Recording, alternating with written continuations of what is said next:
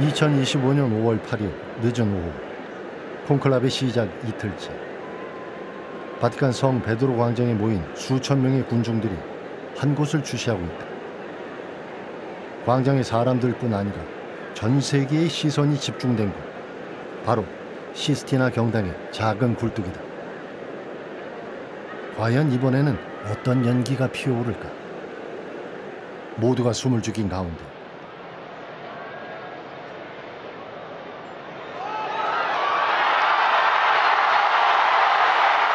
드디어 피어오르는 하얀 연기.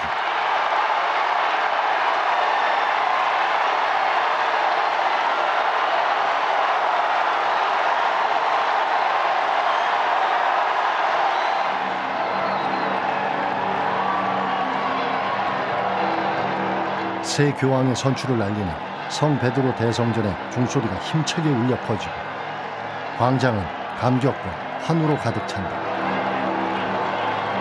네 번째 투표 만에 제267대 교황이 선출된 것이다. 가톨릭 신자들뿐만 아니라 전 인류의 희망을 품고 나아가 새 가톨릭 교회의 목자가 탄생한 환희의 순간.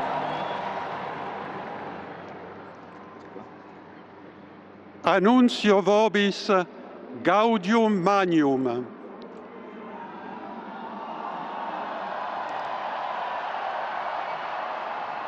Habemus Papam.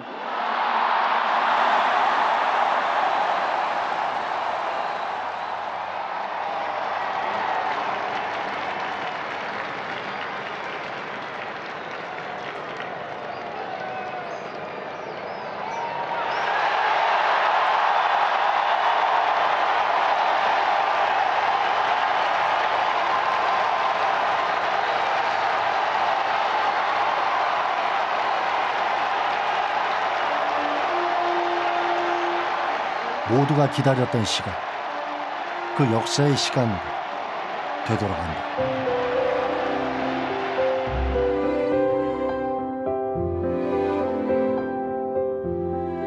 (2013년) 베네딕토 16세가 스스로 교황직에서 물러난 뒤 같은 해 3월 새 교황이 선출됐다. 콘클라베를 통해 제266대 교황으로 착조한 호르헤 마리오 베르골리오. 그는 가난한 이들을 잊지 않겠다는 의지로 청빈과 순명의 상징인 프란치스코를 교황명으로 택했다. 최초의 라틴 아메리카 출신이자 최초의 예수의 출신, 프란치스코라는 이름을 사용한 최초의 교황이었다. Ma prima vi chiedo un favore. Prima che il vescovo benedica il popolo, vi chiedo che voi pregate al Signore perché mi benedica. La preghiera del popolo chiedendo la benedizione per il suo vescovo. 2013년부터 12년간 교회의 수장으로 세상 안의 교회를 꿈꾼 프란치스코 교황. 무엇보다도 그는 가난한 이들, 난민, 사회적 약자들에게 다가가는 것이 교회가 마땅히 품어야 할 사명이라고 믿었다. 소박한 승용차를 타고 웅장한 교황궁 대신 소담한 게스트하우스에 머물렀으며 빈민가를 찾아가 그들의 삶에 귀 기울였다. 2015년 회칙 찬미 받으소서를 통해 기후위기와 창조질서 회복을 위한 책임을 전 인류에게 호소했으며 모든 사람이 평등하게 대우받아야 한다고 강조하며 가톨릭 교회의 성찰을 요구했다. 특히 전쟁과 분쟁 앞에서 단호했다. 전쟁은 항상 인류의 패배라며 세계 곳곳에서 일어나는 전쟁의 종식을 촉구했다. Ogni guerra porta con sé strascichi che coinvolgono tutta l'umanità, dai lutti al dramma dei profughi, alla crisi economica e alimentare di cui si vedono già le avvisaglie. Lasciamoci vincere dalla pace di Cristo. La pace è possibile, la pace è doverosa, la pace è primaria responsabilità di tutti. 지난 2월 14일 프란치스코 교황이 갑작스레 입원했다는 소식이 전해졌다. 폐렴으로 인한 급성 호흡부전 그리고 심부전까지. 잇따른 위기의 순간들이 찾아왔다. 교황의 회복을 위한 신자들의 마음이 모여들었다.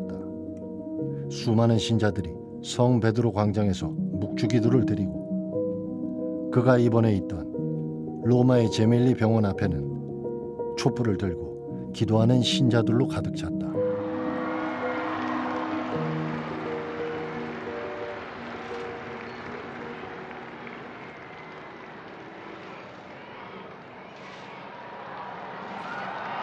(2025년) 주님 부활 대축일, 프란치스코 교황이 신자들 앞에 모습을 드러냈다.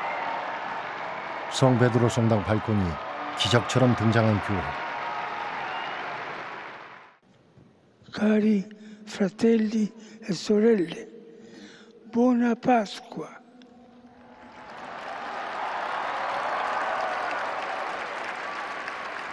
마음 깊은 축복을 전한 후에 의료진의 만류에도 광장을 돌며 신자들과 함께 하고자 했다.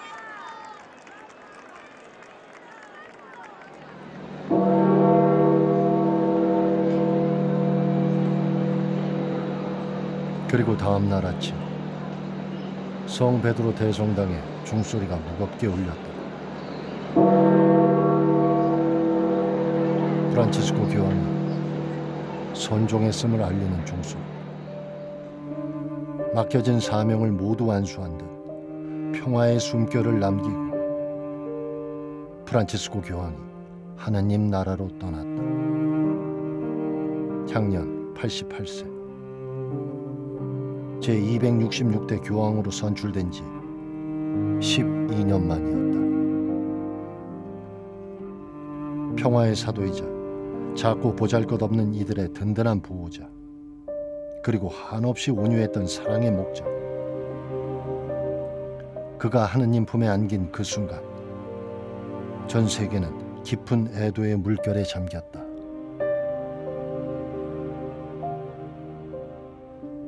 프란치스코 교황의 선종 이후 바티칸은 깊은 애도와 침묵 속에 잠겼다. 하느님의 종이 떠난 자리, 텅 빈 교황좌에 모인 신자들의 기도, 공식 애도 기간이 선포되었고 교황의 유해는 성 베드로 대성당에 안치되었다. 그를 마지막으로 배웅하기 위해 전 세계 수십만의 신자들이 광장으로 모여들었다. 2025년 4월 26일 성 베드로 광장에서 장례 미사가 거행되었다. 그의 유해는 소박하고 겸손한 목간에 담겨 바티칸을 떠났으며 평생 특별한 애정을 가졌던 로마의 성모 마리아 대성당 지하 경당에 안장되었다.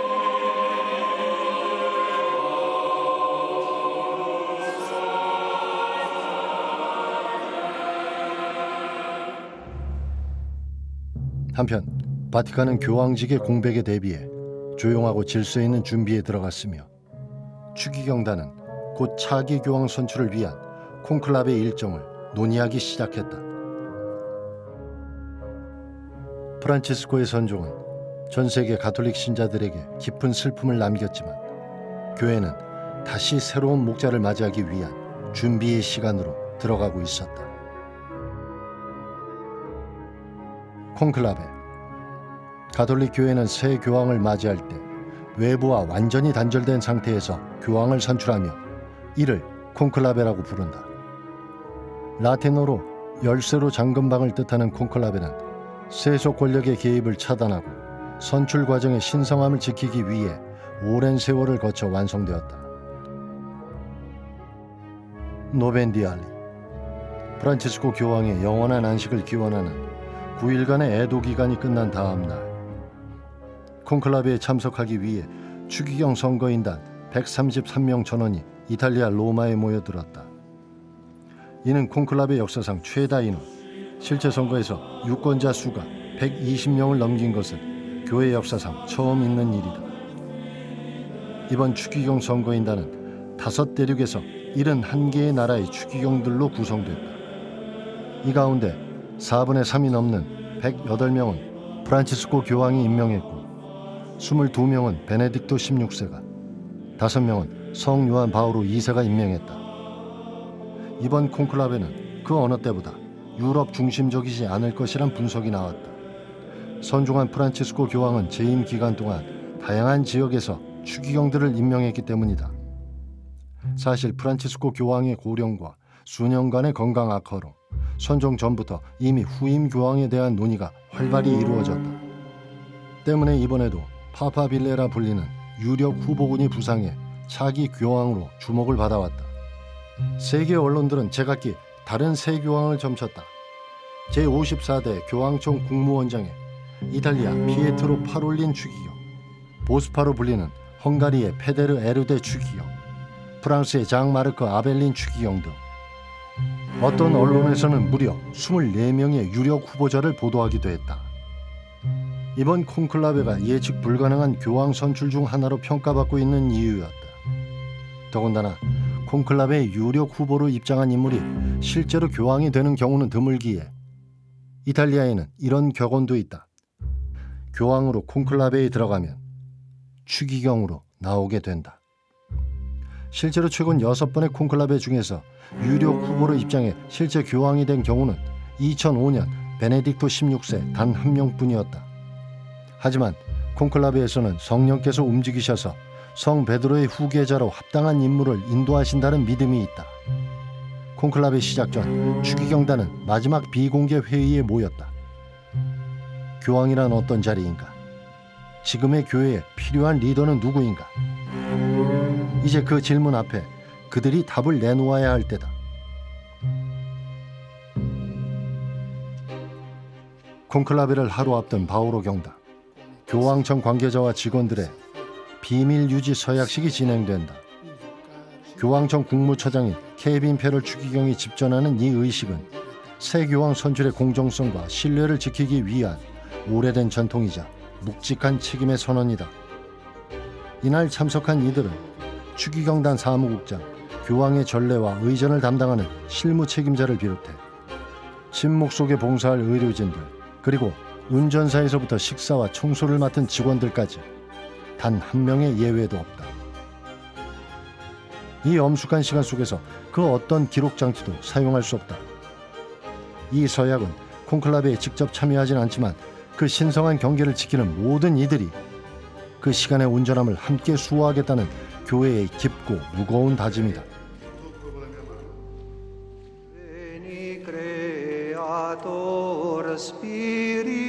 모두가 기다려온 아침이 밝았다. 제267대 교황을 선출하는 비밀회의. 콘클라베에 장엄한 막이 올랐다. 미사 후 단장 추기경의 인도로 선거인단은 시스티나 경당을 향해 엄숙히 행진한다. 입당 성가는 성령 찬미가 오소서 성령이. 이날 추기경들은 성령의 이끄심을 간구하며 침묵 속에 천천히 걸음을 옮긴다. 시스티나 경당 안에 선거인단이 모두 입장하면 80세 이상 추기경 한 명이 묵상을 인도한다. 이윽고 전례완정이 중요한 한 문장을 선포한다. 모두 나가시오. Extra omnes. 이 선언과 함께 세상의 소리는 문 밖에 멈춘다. 그리고 추기경단은 세상과 완전히 단절된다.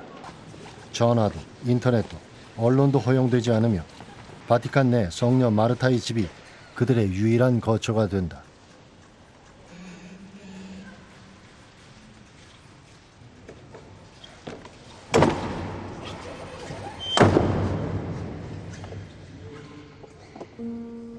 투표는 첫날 단 한 차례, 이튿날부터는 오전과 오후, 하루에 4번의 투표가 이루어진다. 선거는 후보 등록 없이 진행된다. 참석한 모든 추기경이 후보자가 되기 때문이다. 투표용지는 직사각형, 윗부분에는 최고의 교황으로 선출합니다 라는 문구가 적혀있다. 추기경들은 용지를 접어 두 손으로 높게 올리고 제단 위에 접시에 올린다. 그리고 선서를 낭독한다. 저는 저의 심판자가 되실 그리스도를 증인으로 모시고 제가 믿는 바와 하느님의 뜻에 따라 이 표를 드립니다. 투표는 3차례 반복된다. 그러고도 결론이 나지 않으면 하루 동안 투표를 멈춘다. 이후 7차례의 추가 투표에서도 결론이 나지 않으면 또 한 번 권고의 시간이 주어진다. 선택은 인간이 하지만 결정은 성령의 몫이다.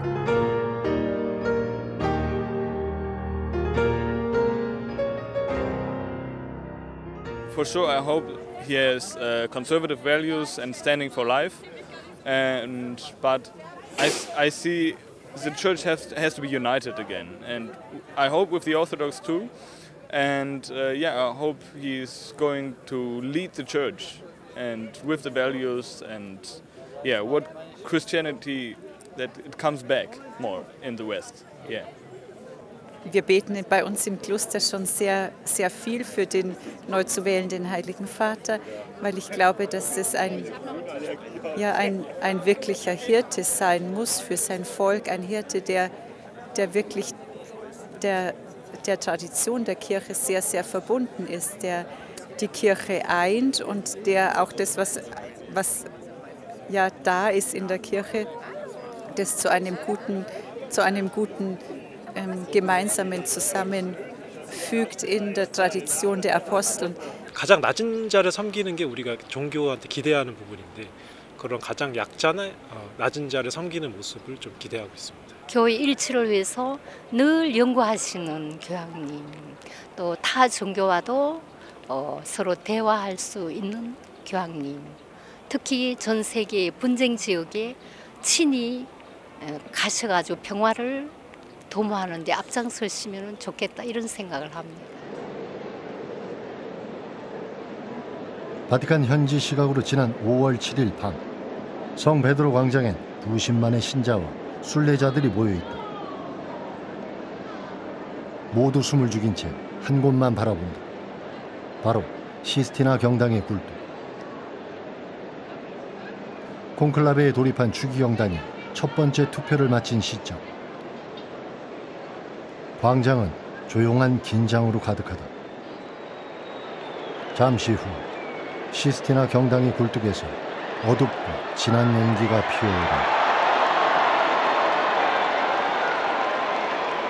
군중 사이에서는 짧은 탄성이 터져나오고 아쉬움이 감돈다. 그러나 묵주를 손에 든 신자들은 알고 있다. 이 기다림이 바로 믿음의 시간이라는 것을.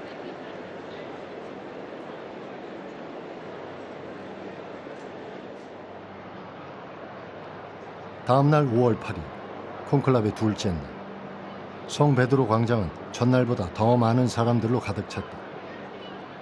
여전히 모든 시선은 시스티나 경당의 작은 굴뚝에 모여있다. 과연 이번에는 흰 연기가 피어오를까?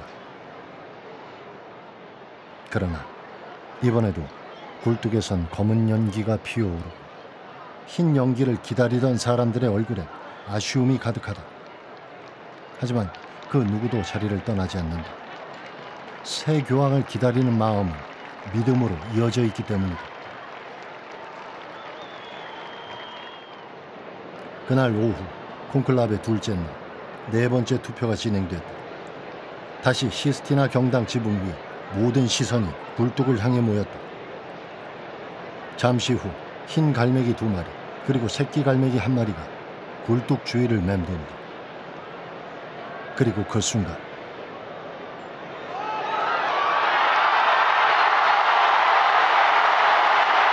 모두가 기다리던 흰 연기가 피어올랐다.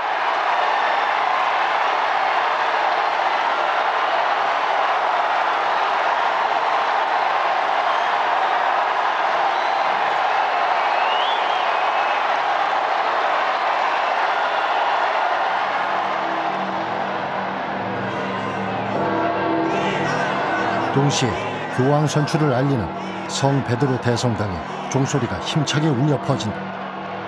광장에 모인 수만 명의 사람들의 환호와 함성, 기다림은 기쁨으로 바뀌었다.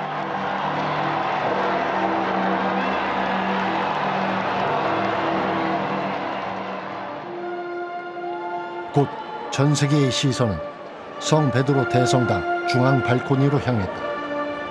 과연 성 베드로의 뒤를 이을 자는 누구일까?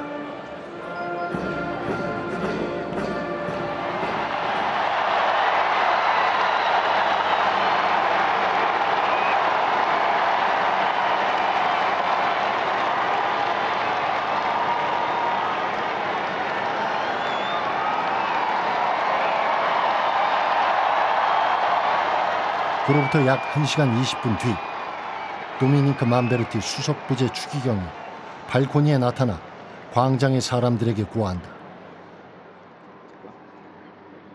Annuncio vobis gaudium magnum.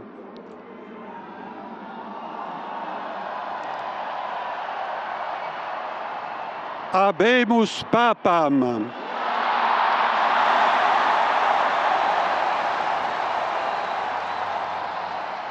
Eminentissimum, ac reverendissimum Dominum, Dominum Robertum Franciscum, Sancte Romane Ecclesiae, Cardinalem Prevost,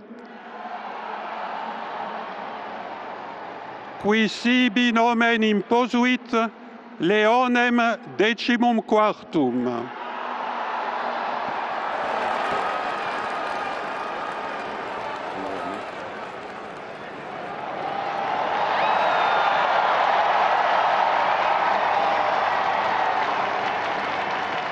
5분 뒤 새 교황이 성 베드로 대성당 중앙 발코니에 모습을 드러냈다.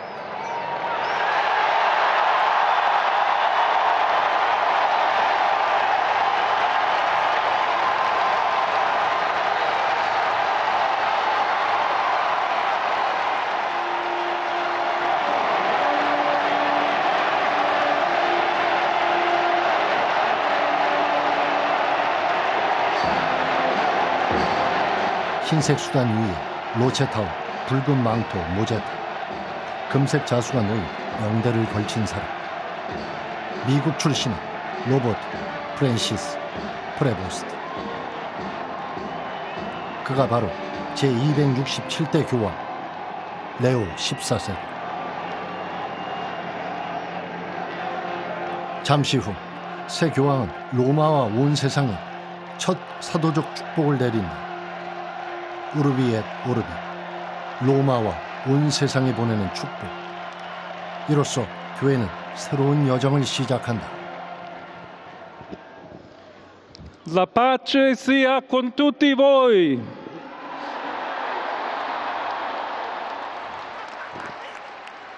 이는 부활하신 예수 그리스도께서 제자들에게 건넨 첫 인사이기도 하다. 레오 14세 교황은 그 평화의 의미를 이렇게 설명했다. Questa è la pace di Cristo risorto, una pace disarmata e una pace disarmante, umile e perseverante. Proviene da Dio, Dio che ci ama a tutti incondizionalmente. 새 교황의 첫마디는 단지 인사가 아니었다. 그는 앞으로 자신이 걸어갈 길을 그 한 문장에 담고 있었다. 그렇다면 새 교황은 왜 레오라는 이름을 택했을까? 교황청 대변인에 따르면 그 선택은 1891년 레오 13세의 회치, 새로운 사태에서 비롯되었다고 전했다. 새로운 사태는 산업화 시대의 노동자의 권리와 존엄성을 다루며 가톨릭 사회의 교리의 기초를 세운 문헌이다. 레오 14세는 인공지능과 자동화의 급속히 확산되는 이 시대에 다시 한번 인간의 노동과 삶을 향한 교회의 응답을 시작하려 한다. 뿐만 아니라 그는 우크라이나 전쟁, 가자 지구의 무력 분쟁, 서방 세계의 균열 같은 글로벌 위기의 시기에 강력한 리더십을 통해 교회의 목소리를 명확히 하겠다는 뜻을 내비쳤다. 그러나 그가 마주한 과제는 여기서 끝나지 않는다. 전임 프란치스코 교황이 남긴 유산, 바로 시노달리타스를 이어받는 길이다. 이는 교회가 가야 할 길을 정의하는 여정, 평신도와 여성, 지역교회가 함께 참여하는 수평적이고 포용적인 교회를 지향하는 흐름이다. 레오 14세 교황 앞에는 균형과 결단, 두 가지를 모두 요구하는 시간이 기다리고 있다. La vostra presenza mi ricorda che il Signore che mi ha affidato questa missione non mi lascia solo nel portarne la responsabilità. So, prima di tutto di poter contare sempre sul suo aiuto, l'aiuto del Signore, e per sua grazia e provvidenza sulla vicinanza vostra e di tanti fratelli e sorelle che in tutto il mondo credono in Dio, amano la Chiesa e sostengono con la preghiera e con le buone opere il Vicario di Cristo. 레오 14세 교황, 그는 미국 태생으로는 첫 교황이며 성 아우구스티노 수도의 출신으로도 교회 역사상 처음이다. 아우구스티노 수도의 총장 시절 2002년부터 한국을 방문했던 그는 수도자들과의 만남을 통해 한국 교회에 깊은 관심과 애정을 보여주었다. 근데 새벽에 5시에 일어났는데 이제 카톡으로 메시지가 온 거예요. 그 사진을 딱 보고 내가 아는 분인데? 글은 못 봤죠. 글은 안 보고 사진만 딱 봤어요. 사진 딱 보니까 레오 14세 해가지고 이제 사진을 올라온 거예요. 내가 아는 분인데 이분? 우리 총장님이셨는데? 진짜요? 진짜요? 그러면서 사진을 막 확대해 보면서 맞으신데? 너무 막 벅차면서 굉장히 기뻐했습니다. 지금 교황님이 되셔도 하신 말씀, 이거는 주교님, 우리 아우스틴 성인님께서 하신 말씀이니까 어느 순간에도 한 번씩은 하신 것 같아요. 나는 지금 총장이지만 여러분과 같은 한 형제다. 이게 아우구스티노 성인께서 나는 지금 주교이지만 그 임무가 막중하지만 여러분과 같은 그리스도인으로서 신자로서 위로를 받는다라는 이제 표현을 이제 조금 해석을 하시면서 이렇게 그런 부분의 표현들을 많이 하시는 것 같아요. 그래서 한 형제 항상 그래서 서로 그 무거운 짐을 짊어져야 된다라는 표현이었던 것 같아요. 그리고 오는 2027년 레오 14세 교황은 서울에서 열리는 2027 세계 청년대회를 위해 다시 대한민국 땅을 밟을 것이다. 1984년과 1989년 요한 바오로 2세의 역사적인 두 차례 방문, 그리고 2014년 프란치스코 교황의 감동적인 여정 이후 13년 만의 발걸음이다. 서울이 다시금 세계 청년들의 심장이 되고 대한민국은 세계 가톨릭 공동체가 주목하는 희망의 무대가 될 것이다. 이는 단지 한 나라의 행사가 아닌 인류의 미래를 꿈꾸는 신앙과 연대의 축제다. 그러나 이번 여정에는 또 하나의 깊은 의미가 숨어 있다. 프란치스코 교황 제2 시절 추진되었지만 끝내 닿지 못한 교황 방북 프로젝트. 레오 14세 교황의 방한과 세계 청년대회의 개최는 멈춰있던 그 꿈에 다시 불을 지필 수 있는 역사의 계기가 될지도 모른다. 한반도의 긴장은 여전히 계속되고 있지만 교황이 그 땅을 향해 손을 내민다면 그것은 정치보다 앞서는 화해의 언어, 인류를 향한 가장 조용하고도 뜨거운 평화의 제안이 될 것이다.